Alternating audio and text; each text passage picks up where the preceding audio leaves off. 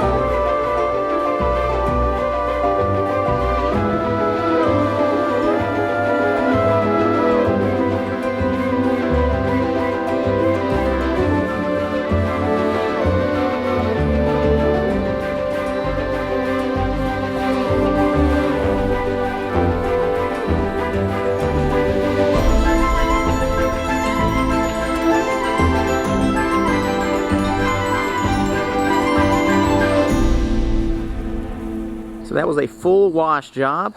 That was a lot of work, even with the nice long pole and having a good ladder and different brush heads and the pressure washer. That's a bunch of work. Took me 2 days to do this. I'm not saying I just non-stop worked on it, but I went at it pretty good. It's just slow doing it on your own. If you had 4 people, each person did one side, you'd be done in a couple hours. But one person doing it all takes some time. Again, used just siding wash from Lowe's, little inexpensive pressure washer from Home Depot or Ryobi, and then just went at it with brushes. So you can see here, that right there, reflective, that is down to aluminum. So that's like a mill finish aluminum right now. Any of the really shiny spots. And then, you know, you can see a little bit of the stuff. I mean, I don't know how you get it all off, literally. It would just be going too far, too, I think. I think just that slight little bit on there, it's no big deal. Let me give you another angle real quick. So very tall on the back here. So standing all the way on the ground, reaching all the way up there, that is about, I mean, it's almost 30 feet. I think my pole fully extended was 23 feet, then me, and then reaching up high. You can get pretty darn high, but it gets pretty flexible at that height. So you can't put a lot of force on the pole. So going up the ladder, then washing from the ladder is helpful as far as being able to maintain pressure. All the low stuff, no problem. So right there, that really shows the aluminum real good. So it'll be a drastic difference when I get this house sprayed out. I don't know anything about actually painting an aluminum house. To me, it seems like it'd be very easy, as long as you didn't do it when the metal's too hot. I'm hoping, I'm going to do some research. I'm hoping that all I need to do is just spray it, that I don't need to go back roll anything. To me, it seems like it would be perfectly fine to just spray it and not back roll or back brush like you would on other surfaces. So I've sprayed 2 houses, exterior of the houses, and both of them were masonry, which was extremely easy. One of them had already been painted, so I just kind of prepped it by scraping off paint and then sprayed it. That was the $15,000 house, and then the $12,000 house was just that bare masonry, which that worked out extremely easy. I might have actually back rolled some of that, but that's it. Clearly, the sun is setting, but it's ready for paint, I hope. Had to remove a lot of like coax cables and stuff from cable and satellites that have been on this house, and old phone lines and just silly stuff that's been attached to the house. Just removing that stuff makes it look so much cleaner. I hate it when those cable guys come in and they just got rough looking cables run all over a house. So that's it for the prep work.